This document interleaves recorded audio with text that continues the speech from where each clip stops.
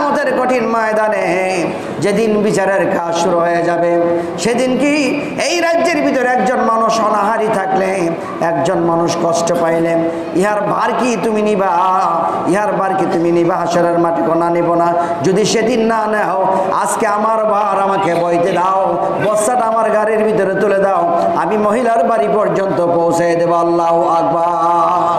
ওমর ফারুক এত গুরুত্বপূর্ণ একজন ব্যক্তি ছিলেন যে তিনি যখন খোলাফায়ে রাশিদিনের ছিলেন, তখন তিনি রাতের বেলা ছদ্মবেশে বাদশাহ হওয়ার সত্ত্বেও মানুষের বাড়িতে বাড়িতে ঘুরতেন।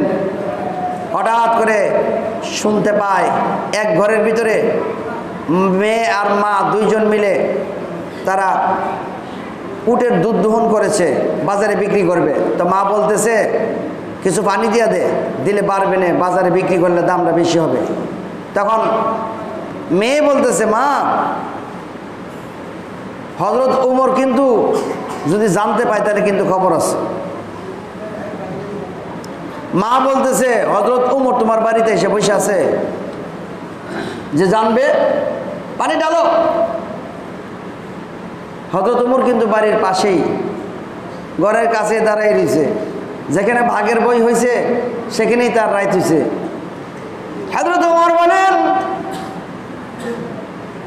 মা, হযরত ওমরের ভয় তোমার অন্তরে না থাকতে পারে, হযরত ওমর হয়তো না দেখতে পারে, হযরত ওমরের মালিক যিনি রব্বুল আলামিন, তিনি কি তোমার পানি দেওয়া দেখে না?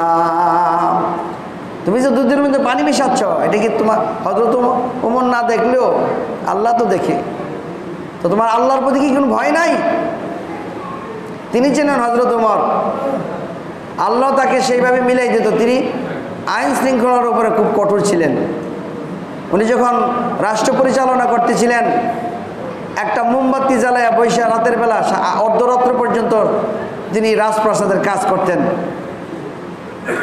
কেউ যদি রাতের বেলা ফরিয়াদ নিয়ে আসতো কোনো কথা নিয়ে, মোমবাতি নিভাই দিত। জিজ্ঞেস করা হতো, হুজুর আপনি মোমবাতি কেন নিভাইলেন? তিনি বলতেন, এটা রাজপ্রাসাদের এখন কাজ চলতেছে, আর আপনার ফরিয়াদটা ছিল ব্যক্তিগত।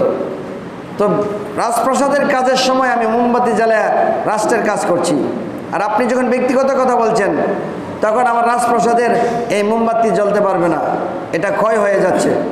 ফুদে নিভে দিছে। অর্থাৎ রাষ্ট্রের চারানা পোষের জন্য ওনার ক্ষতি না হয়। ওনাকে যেদিন ক্ষমতার মসনদে বসানো হয়েছিল, বসার পরে তিনি লাফ দিয়ে আবার দাঁড়াই গেছিলেন। দাঁড়ায় তিনি চুপ করে দাঁড়িয়ে আছে। জিজ্ঞাসা করলো, হুজুর আপনি লাফ দিয়ে কেন দাঁড়াই গেলেন? বললেন, এই জন্য যে জনগণের জিম্মাদার আমি কি এই জিম্মা ঠিক করে চালাইতে পারবো? হাসরের মাঠে আমি আমার জবাব দেওয়ার জন্য ব্যস্ত থাকি, এত মানুষের জনগণের জবাব আমাকে হাসরের ময়দানে দিতে হবে। একজন মানুষ অনাহারি থাকলে সেটার জবাবও আমার কাছ থেকে মহান আল্লাহ পাক নেবেন, এই ভয়ে আমি দাঁড়িয়ে গেছি। কি ছিল ওমরের আদর্শ? হযরত ওমর রাতের বেলা ঘর থেকে বের হইয়া ছদ্মবেশে ঘুরতেন, দেখতেন রাজ্যের ভিতরে কোনো মানুষ অভাবে আছে কিনা, কে কোন অবস্থায় আছে।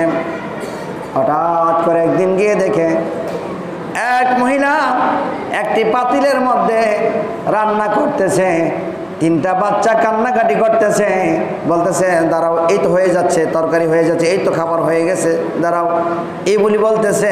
হযরত ওমর দূর থেকে চুপচাপ করে দেখতেছেন। কিছুক্ষণ পর বাচ্চাগুলি কাঁদতে কাঁদতে ঘুমায় গেছে, মহিলা তখন চুলা বন্ধ করে দিয়ে শুয়ে আছে। হযরত ওমর রাগ হয়ে গেলেন, কেমন মহিলা, বাচ্চাদেরকে অনাহারি রাখিয়া তরকারি রান্না করে না দিয়া ঘুম পাড়াই দিল। কথাটা আমাকে মহিলাকে জিজ্ঞেস করা লাগবে।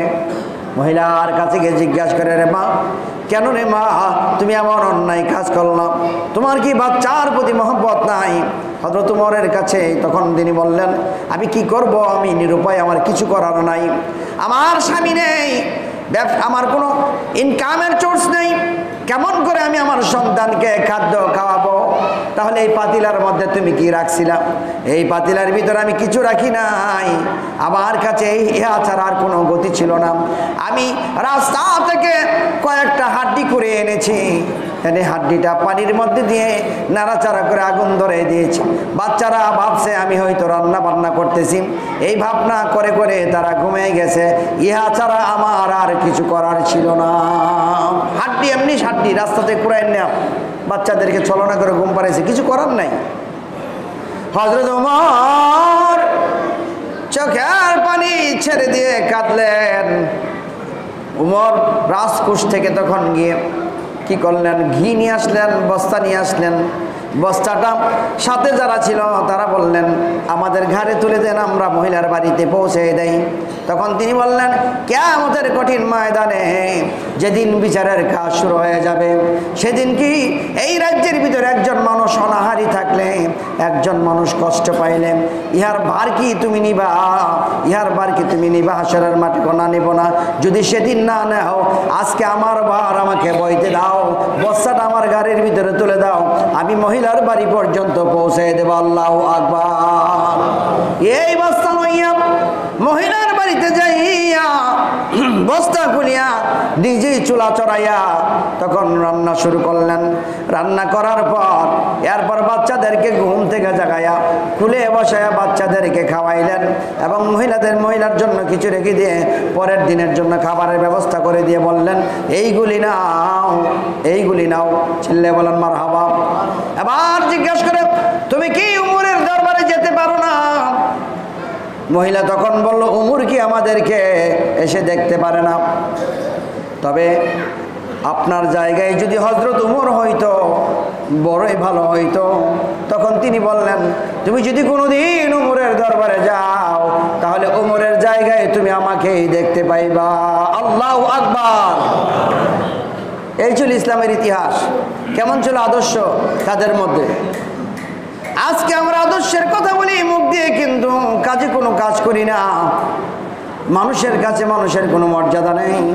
আল্লাহ পাক আমাদেরকে সব সময় সত্যের পথে চলার তৌফিক দান করুক, আর মানুষের জন্য মানুষের মঙ্গলের কাজ করুক। মানুষের মধ্যেই মহান আল্লাহর বিরাজ। এই জন্য নিজের ইবাদতের বাইরেও আরো কাজ রয়েছে। মানুষকে যতক্ষণ পর্যন্ত শান্তিতে রাখতে না পারবেন, ততক্ষণ পর্যন্ত আপনি নিজেও শান্তিতে থাকতে পারবেন না। আল্লাহু আকবার।